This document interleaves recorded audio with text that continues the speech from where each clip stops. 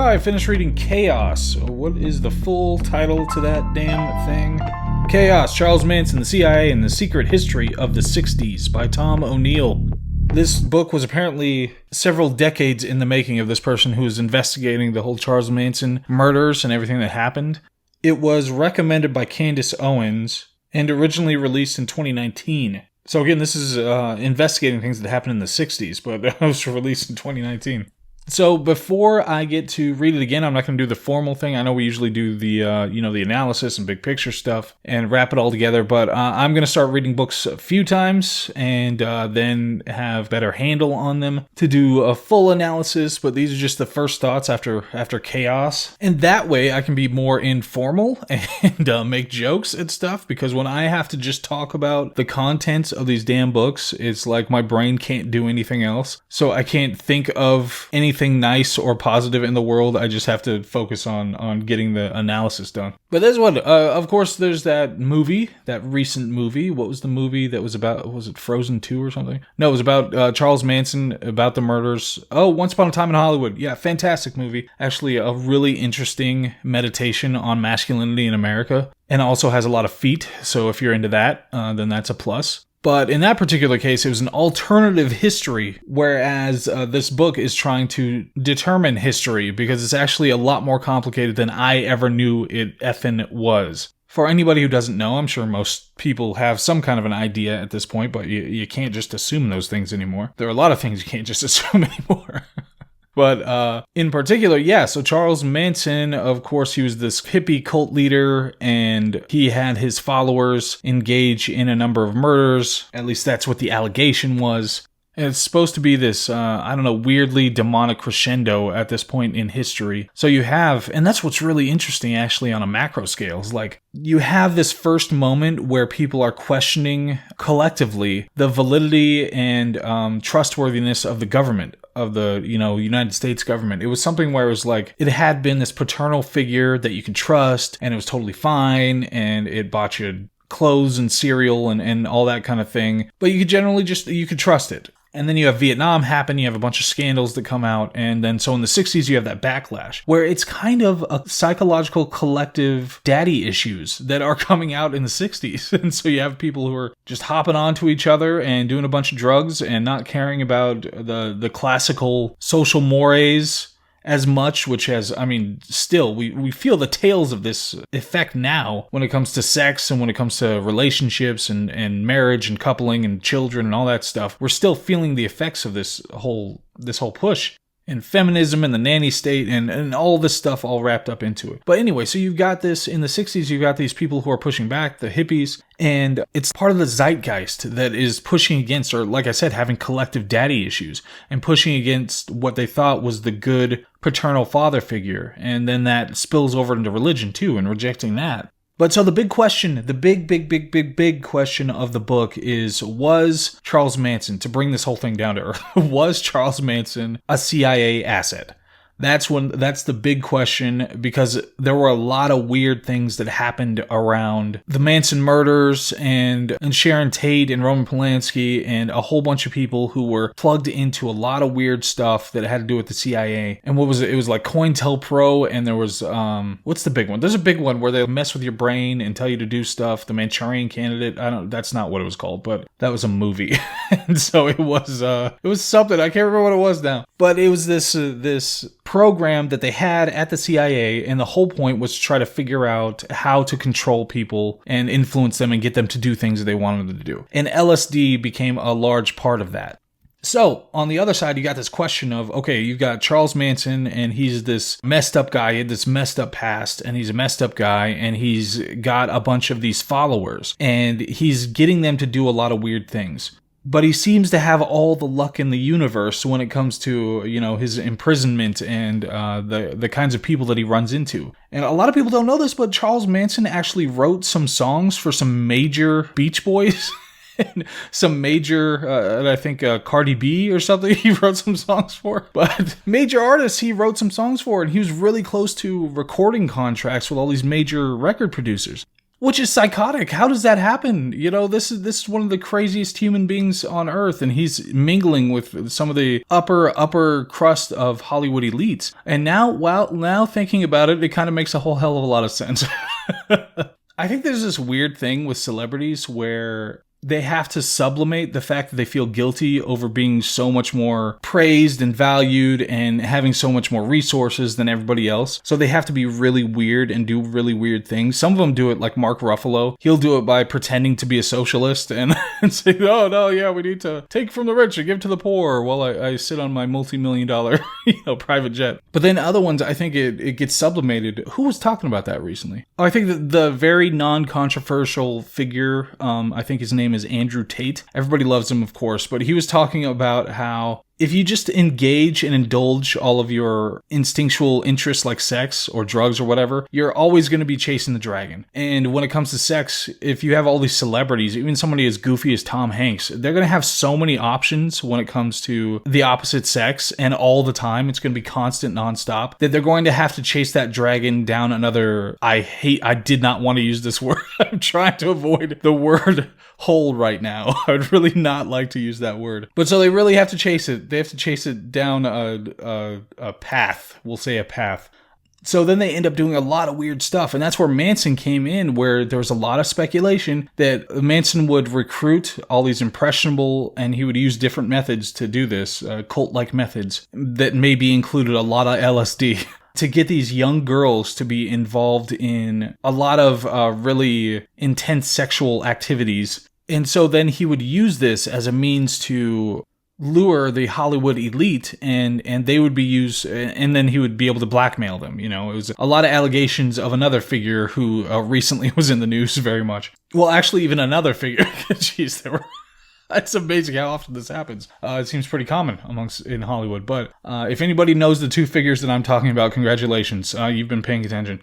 The author, though, said there are a whole bunch of reasons to think that this was actually part of an operation that was involved in some mind control stuff related to the CIA. So you would have Charles Manson. He's doing all his weird hippie stuff and having a bunch of weird sex with a bunch of really impressionable and vulnerable females, and then he would pimp them out to people so that he could blackmail those people. But when he would be arrested, he would have these legal troubles, and he would get all this weirdly positive treatment. Like, he wouldn't be as subject to the weight of the legal system as you would expect just the average weird hippie with homicidal ideation. So in this particular book, there are a whole bunch of different actors. You know, some of them are like Terry, the guy who lived at the house, the Tate's house before he did, and the Polanski's house before he did, and friends of Sharon Tate, and Roman Polanski. Obviously, he wasn't there at the time that all this stuff happened, but there's a lot of speculation that he was involved in this background deal stuff, and there were drugs involved in drug dealing, and there's speculation that there was a drug dealer who wanted these people dead and enlisted the help of the hippie homicidal maniac. And then there were all these other people. When the investigation took place, there were a lot of weird things that happened with the investigation. The things they chose to, the threads they chose to follow versus not follow. The guy who was the head of the program that tried to figure out how to manipulate people, using LSD and other means at the CIA. There were all these kind of ancillary associations that he had with some of the people that were involved in this whole thing, in the investigations. And there were all these people over the course of like 20 years that the investigator here, the journalist who ended up writing this book, that he interviewed, and people were really difficult to talk to about this stuff, and they wouldn't be forthright with information. And they'd misrepresent things during the investigation and to authorities. And there were these reasons to believe that the Manson showed up to the crime scene after all this happened, and other people showed up to the crime scene, which didn't make any sense. And there were these confessions, and then they would reverse the confessions, and it was all this back and forth that seemed to underscore that a lot of weird stuff was going on related, beyond just the demonic murdering and weird sex stuff. But it would make a lot of sense of a lot of stuff that happened during that area. So there was this program, I think it was COINTELPRO, that the CIA was implementing, or like a comparable domestic authority or something like that. They were implementing to try to undermine the appeal and the ability of the hippie movement to do a lot of damage here. So some of it related to concerns about communism and all that infiltrating the United States. So they would try to disrupt these groups. And one thing, I think, did we already talk about 1984? I don't know if we did, but it's something that stuck with me ever since I ever read that book, was how at the end, spoilers, if you haven't read it yet, just read it, okay? I'll give you, it's not that long, just read the book if you haven't read it yet. I swear, just everybody who ever listens to this podcast, you better have read 1984. I will accept the audiobook, but just get this book under your belt, I swear to God. Just listen, at least listen, if not read 1984. But anyway, at the end of 1984, you find out that it was Big Brother and the authority, they were behind the resistance as well. So they instituted the resistance so that they could better control everything that was happening. So the people who were, the heads of the resistance and pushing it and recruiting people and trying to disrupt to Big Brother were really agents of the resistance. I mean, agents of Big Brother. And so you kind of get that effect very often when it comes to the CIA and domestic terror groups as well. Not just the extremely stupid ones, like recently where they were 12 out of the 13 members of the group that was trying to kidnap Governor Whitmer or whatever it was.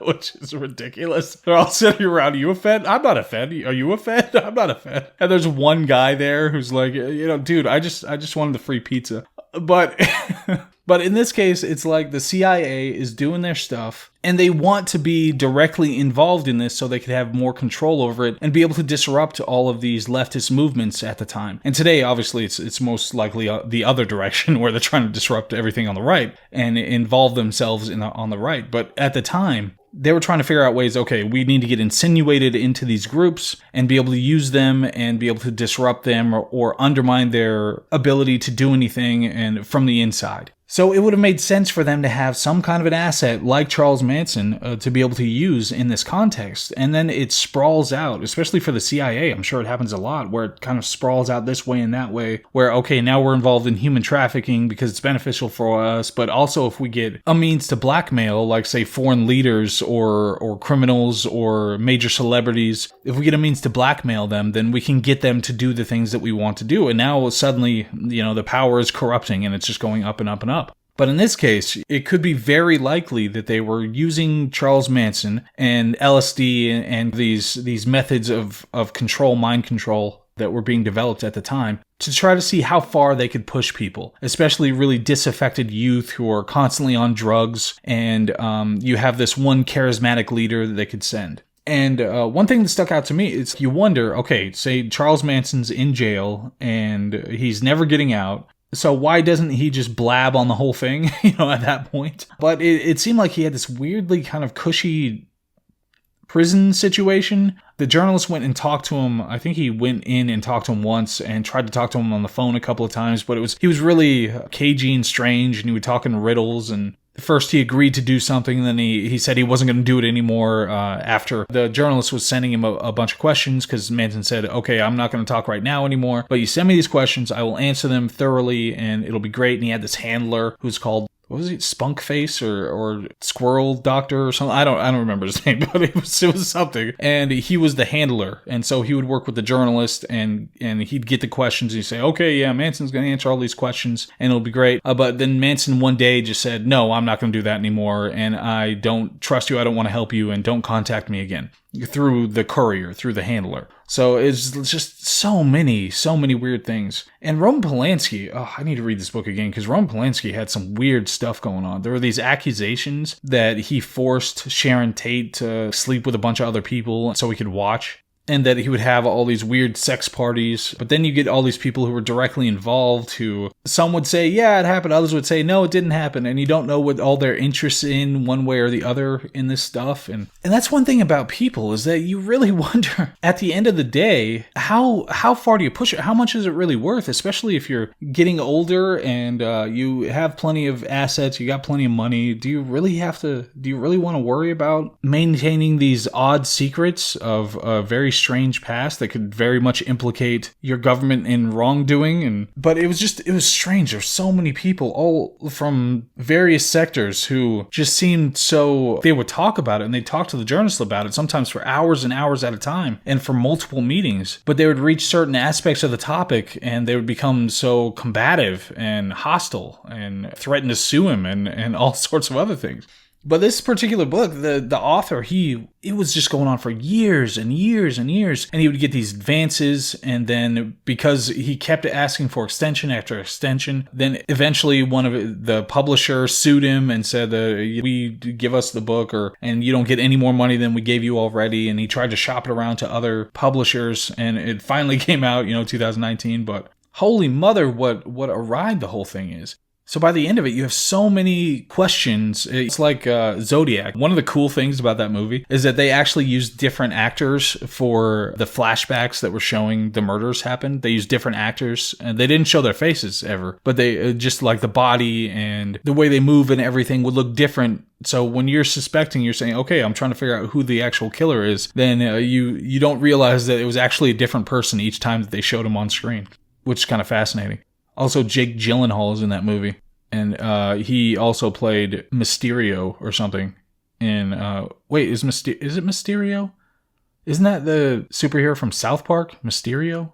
Or is it Mysterion? Anyway, that's important, so I'll go look that up later. Yeah, so Charles Manson did some... Oh yeah, and Helter Skelter. That's the the major book. The first time I heard about that was in the movie Seven. But Helter Skelter was the book about the Manson murders, and there are a whole bunch of things that were omitted from that book that seemed to implicate people who were involved in law enforcement with CIA and stuff.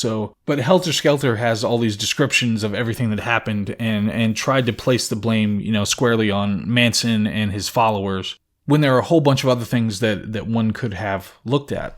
A journalist's 20-year fascination with the Manson murders leads to shocking new revelations about the FBI's involvement in this riveting reassessment of an infamous case in American history. I think I've said the CIA literally every time, which doesn't make any sense. CIA is about foreign entities. The FBI is about domestic. So I think I said, yeah, I've been slandering the hell out of the CIA for this entire episode when I really meant the FBI. I feel like he mentioned the CIA at some point, though. Didn't he? I think he did. Now, I know there's some shadow. I think the CIA was doing the mind control stuff, and the FBI was doing the domestic. Like, they were the ones who were doing weird stuff, trying to help Manson out and all that. So, I don't know. They were sharing memos. There was something going back and forth on that. Let me make sure. Yeah, okay, definitely the CIA was also involved. They were doing the mind control stuff. And the FBI and the LAPD was doing some wackiness as well. So, which you might expect when you got a bunch of friggin' hippies and Charles Manson. So, yeah, that was Chaos. Like I said, highly recommend, and we will read it again and talk about it again at some point. In anticipation of that, I'm going to join a hippie commune cult thing and see if I can get some free pizza. That would be ideal. So anyway, hope all is well. Yeah, see you next time. Bye.